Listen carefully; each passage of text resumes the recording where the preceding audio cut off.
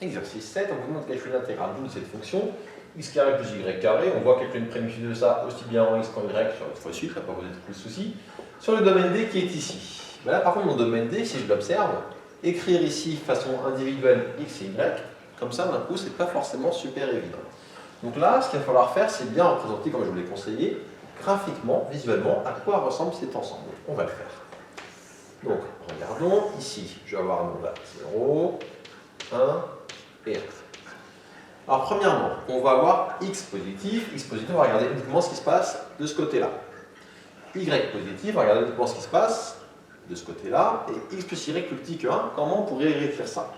X plus y plus petit que 1, je peux le réécrire sous la forme y inférieur ou égal à 1 moins x. J'envoie x de l'autre côté, et j'obtiens ce qui est ici.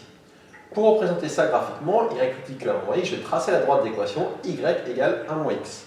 Si je trace la droite d'équation y égale 1 moins x, je vous rappelle comment ça fonctionne. Alors on peut prendre deux points, faisons-le. Quand x vaut 0, y vaut 1.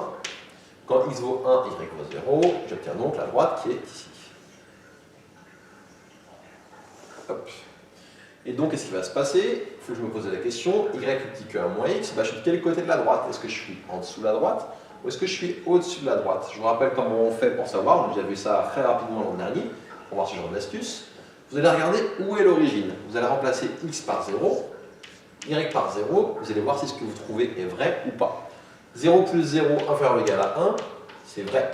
Donc comme c'est vrai, c'est que le point 0, 0 est du bon côté de ma droite. Autrement dit, si je retiens ici ce que j'ai dit que x positif, on prenait tout ce qu'il y avait après cet axe, donc je suis à droite. Y positif, je prends tout ce qu'il y a en haut. Et y plus petit que 1 moins x, je prends tout ce qu'il y a en dessous de cette droite. Mais du coup, si je récapitule, après ça, en dessous de cette droite, le domaine D, c'est le triangle qui est ici.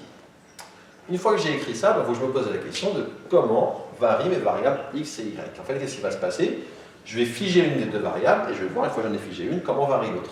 Du coup, ici, qu'est-ce qu'on peut dire? Vu que j'ai y plus petit que 1 moins x, j'ai écrit dans ce sens-là, je vais dire que mon x, regardons, la valeur de x, au plus bas, mon x, il vaut 0, au plus haut, mon x, il vaut 1. Donc x, il va varier entre 0 et 1, on va l'écrire. X va de 0 à 1. Et pour y, y, au plus bas, pardon, il vaut 0, y. Donc y commence en 0. Et au plus haut, attention, une fois que j'ai figé x, quand je bouge mon x, mon y, il est limité par quoi? Il est limité par la barre qui est ici, la droite qui est ici. Et donc, en fait, j'ai y qui est plus petit que 1 moins x. Du coup, je vais avoir y qui varie entre 0 au plus bas, et au plus haut, c'est 1 moins x quand je bouge comme ça avec mon x. Et là, je l'ai écrit ici d'ailleurs. C'est y plus petit que 1 moins x, je l'utilise ici pour dire que je suis à y égale 1 moins x. Donc là, ce qui se passe, c'est que mes bornes d'intégration dépendent l'une de l'autre. Donc là, heureusement, si je suis dans un sens, x il peut être figé, et y dépend de x. Et donc, on écrit de x carré plus y carré dx dy. Du coup, dans ce cas-là, alors, ce qui va être comme avant, c'est que je vais intégrer par rapport à une variable et en figeant l'autre.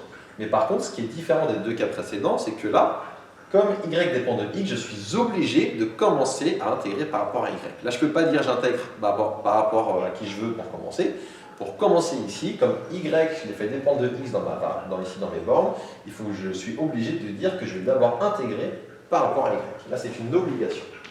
Du coup, ça va donner intégrale pour x allant de 0 à 1, ça je l'ai écrit, et je vais calculer une primitive de ça par rapport à y. Primitive de x au carré par rapport à y, ça va donner x au carré y, plus primitive de x au carré, ça va donner y3 sur 3. Pour y allant de 0 à 1 moins x. Et je réécris le dx, vu que je n'ai pas encore intégré par rapport à x. Ça va me donner intégrale de 0 à 1. Je vais remplacer d'abord y par 1 moins x, je vais avoir du x au carré, facteur de 1 moins x, plus ici du 1 moins x au cube sur 3. Et tout cela, dx. Alors on va maintenant calculer une primitive de ça. Pour cela, on va d'abord développer ici le x au carré. Ça va donner intégrale 0 à 1 de x au carré, moins x au cube.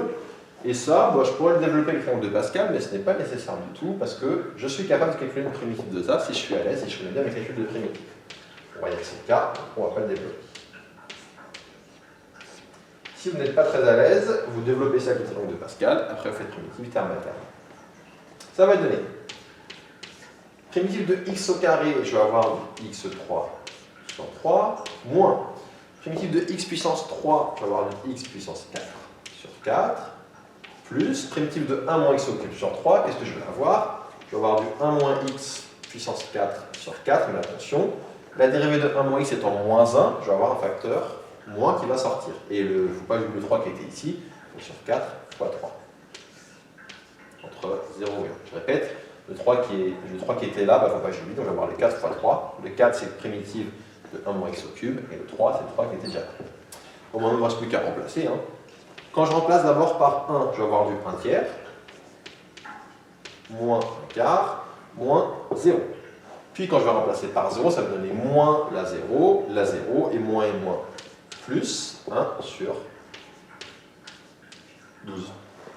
Du coup, maintenant, qu'est-ce qu'on va faire? On va calculer tout ça. On va mettre au même dénominateur, ça va donner du 4 moins 3, ça va donner donc 4 moins 3 du 1 deuxième, plus le 1 deuxième qui était ici. Je répète, c'est juste mis au dénominateur. Là, je fais x4, là, je fais x3. 4 moins 3, ça donne 1 sur 12. 1 deuxième plus 1 deuxième, ça fait 2 douzièmes, donc 1 sixième. Et voilà qui termine ici. Le calcul c'est intégral. Ce qui était un peu délicat, c'était d'être capable de bien représenter le domaine là où on va intégrer, pour être capable de bien voir les bornes de où à où elles vont. Donc identifier que x va de 0 à 1 et y va dans ce cas-là de 0 à 1 moins x. Ça termine donc ce calcul.